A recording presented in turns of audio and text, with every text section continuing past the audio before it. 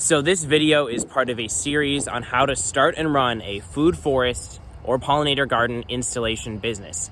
This video is going to be about scheduling. So we've just covered the marketing and the sales of this business model, the basic fundamentals of how to do it. And now we're going to be talking about your scheduling. And so I started this about 4 or 5 months ago. As far as scheduling goes, there are going to be two things you're going to be scheduling a lot of the time: consultations or sales calls, whether they're in person or over the phone, and actual installations. So what you want to do is ahead of time, let's say you're a couple weeks out or a week out or 5 days out, however far out you're scheduling, you want to schedule the actual installation projects.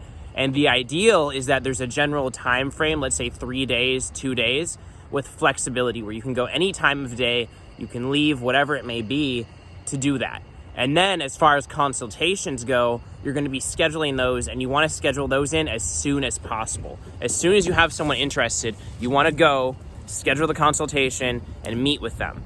And so let's say you're doing it over the phone. You can do this while you're at the job site for another job.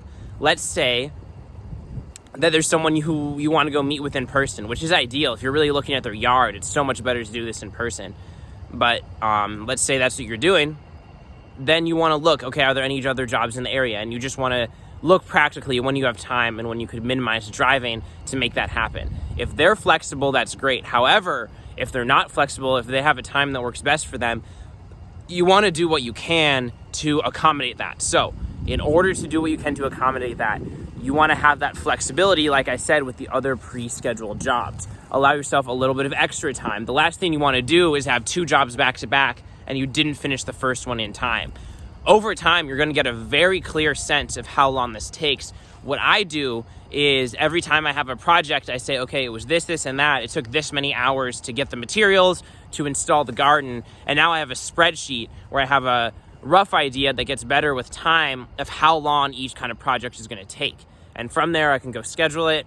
And that's pretty much it. One thing that you can do if you're doing a lot of online consultations, let's say it's the winter time, you're doing whatever form of marketing, you're getting your contact information and they want to schedule with you.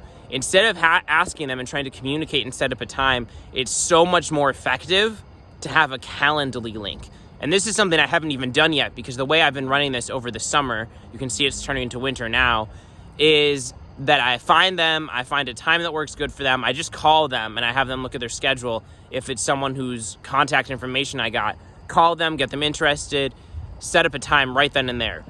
There's this concept in business, book a meeting from a meeting. If you can book the meeting from the meeting, you get their information, you call them, and then you schedule the consultation. That's ideal.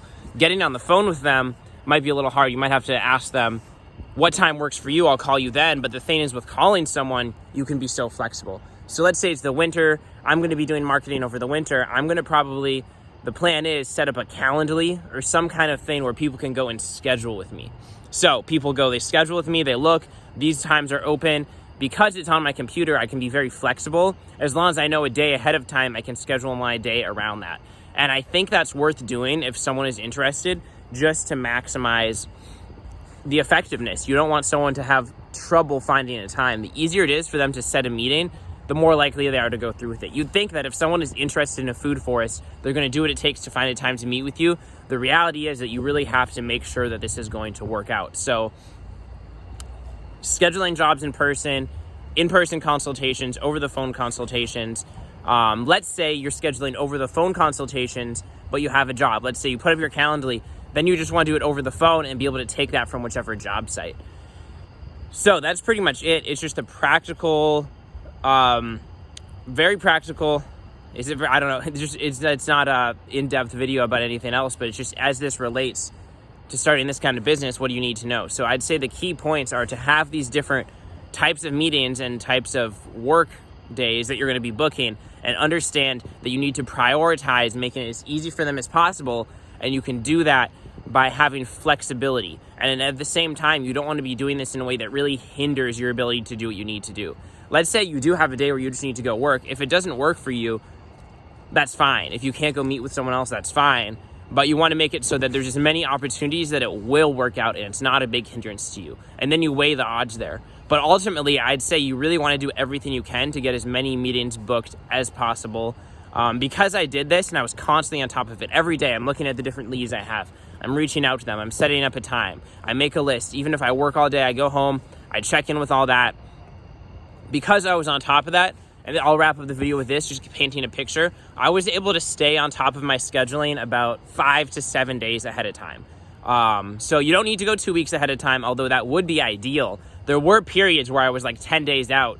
That was the most, like 10, 12 days booked in advance. So the more in advance you are, the more you can guarantee the projects are going to go well, or are going to be consistent. You're not going to struggle to fill a time. But for me, just even 3 to 5 to 7 days ahead of time is good enough where you're not going to have issues as long as you have those customers coming in. And like I said in the video, all I've been doing is a lot of like Facebook, Nextdoor app, Craigslist, and that kind of stuff. And the key is maybe when you're a week ahead of time, you need to start doing the marketing for the next week. You don't want to get behind on this. So that's the key. That's what it can look like, is try and stay a week ahead of time, and then think another week ahead of time. Constantly be checking in on the leads you have. Constantly be checking in on whatever kind of marketing you're doing. Different accounts maybe if you need to, but for me, I just did it all on one account. But if you really want to go hard, you'd create different accounts on those sites. But that's pretty much all you need to know about scheduling, what you need to prioritize. So I'm going to wrap it up here. Peace.